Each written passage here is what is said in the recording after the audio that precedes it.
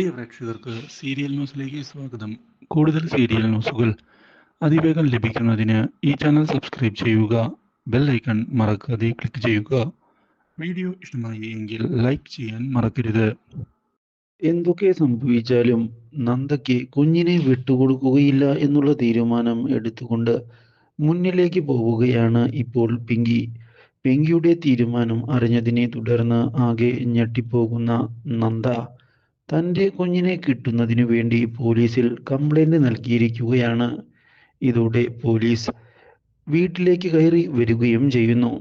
പിങ്കിയെ ചൂണ്ടിക്കാണിക്കുന്ന നന്ദ ഇവൾ കാരണമാണ് പ്രശ്നങ്ങൾ ഉണ്ടാകുന്നത് എന്നും കുഞ്ഞിനെ എനിക്ക് വാങ്ങി നൽകണമെന്ന് പറയുകയും ചെയ്തതിനെ തുടർന്ന് കുഞ്ഞിനെ കൊടുക്കാൻ ആവശ്യപ്പെടുകയാണ് പോലീസുകാർ.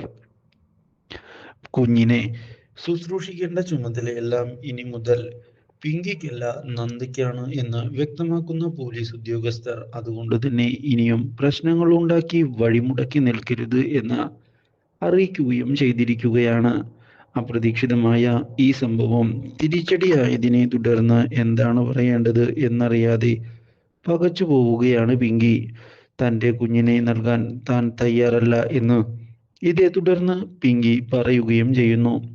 ഇതോടെ പിങ്കിയെ അറസ്റ്റ് ചെയ്ത് മാറ്റുന്നതിനായി തയ്യാറായിരിക്കുകയാണ് പോലീസ്.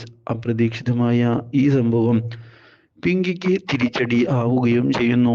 ഇതേ തുടർന്ന് പിങ്കിയെ സ്റ്റേഷനിലേക്ക് കൊണ്ടുപോയിരിക്കുകയാണ്.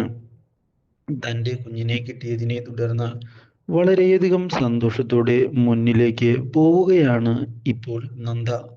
പക്ഷേ ഇതേ തുടർന്നാണ് ഈ കാര്യങ്ങളെല്ലാം ഗൗതം അറിയാൻ ഇടയാകുന്നത്. ഇതോടെ ഗൗതമും ഒന്ന് ഞെട്ടിപ്പോവുകയാണ്. ഇങ്ങനെ ഒരു വഴിത്തിരിവ് ഗൗതമും വിചാരിച്ചിരുന്നില്ല. എന്താണ് സംഭവിച്ചത് എന്ന് അറിയാതെ പകച്ചു പോകുന്ന ഗൗതം ഇതേ തുടർന്ന് കാര്യങ്ങൾ ചോദിച്ചു മനസ്സിലാക്കാൻ ശ്രമിക്കുകയാണ്. ഇതോടെ കുഞ്ഞിനെ വിട്ട് ഇനി ഞാൻ പോവുകയില്ല എന്ന് അറിയിക്കുകയും ചെയ്യുന്നു Nanda. Do like, share and subscribe.